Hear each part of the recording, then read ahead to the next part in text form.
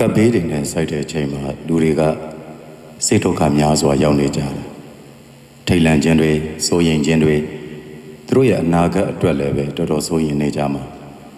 အဲ့တော့ကိုချင်းစာတရားဆိုတာရှိတယ်အခုတိုက်အောက်တွေမှာ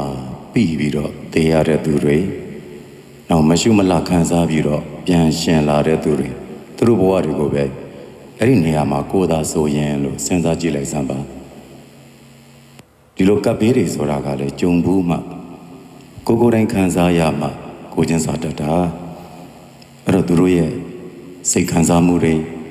သူတို့ရဲ့မလုံခြုံမှုတွေစိုးရိမ်မှုတွေ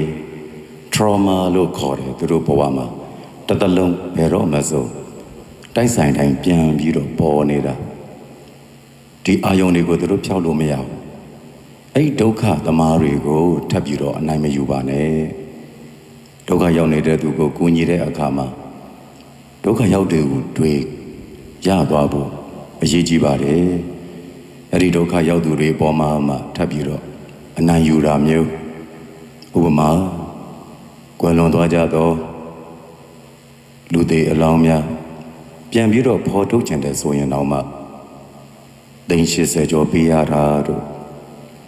ဒီအလောင်းပြန်ဖော်ဖို့အတွက်အစမတန်တွေတောင်းတာတို့ဟိုမှာကအပူနဲ့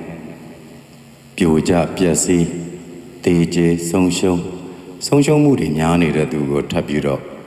ဝန်ထုတ်တွေထပ်ပေးတယ်လို့ဖြစ်နေတယ်ကိုယ်အလက်ပြန်လာတတ်တယ်နော်ဝကြွေးဆိုတာရှိတယ်သူတို့ဘာမျက်ရည်ကိုစားသုံးပြီးထားရင်ကိုမျက်ရည်တွေနဲ့ပြန်ပေးဆက်ရတတ်တယ်ဒီဘဝမှာသူတို့ဘာကိုအကောင်းတွေပေးထားရင်ဖြစ်လျာဘဝမှာအကောင်းတွေပြန်လာတတ်ပေမဲ့ဒီဘဝမှာသူတို့ဘာကိုမျက်ရည်တွေကျစေမယ်အဆိုးတွေပေးထားမယ်ကိုယ့်ရဲ့ကာယကံဝစီကံမနောကံနဲ့သူတို့ဘာစိတ်ဆင်းရဲအောင်လုပ်ထားမယ်ဆိုဖြစ်လျာဘဝမှာသူတို့ဘာပေးတဲ့ဒုက္ခတွေကိုခံရတတ်တယ်အပူတွေပေးထားရင်ဘဝတိုင်းမှာကိုယ့်စီကိုအပူတွေပြန်လာတတ်တယ်ဒုက္ခတွေပေးထားရင်ဘဝတိုင်းမှာကိုယ့်စီကိုဒုက္ခတွေပြန်လာတတ်တယ်ယဟန္တာပုဂ္ဂိုလ်ကြီးများတော်မှာအဲ့ဒီဝိကျွေးကိုပြန်ဆက်ရတတ်တယ်ယဟန္တာဘဝမှာတော့ဝိကျွေးကမလွတ်ဘူးတန်ဝေကရဖို့လိုပါတယ်အချင်းချင်းဖေးမှကူညီကြပြီးတော့နိုင်တာလုပ်ပေးသောအပြင်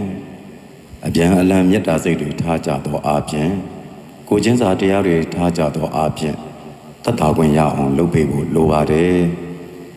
အမှန်တကယ်အားဖြင့်သူတို့လိုနေတာဟာမေတ္တာတရားကိုချင်းစာတရားနားလည်မှုတရားတွေမေတ္တာပေးနိုင်ရင်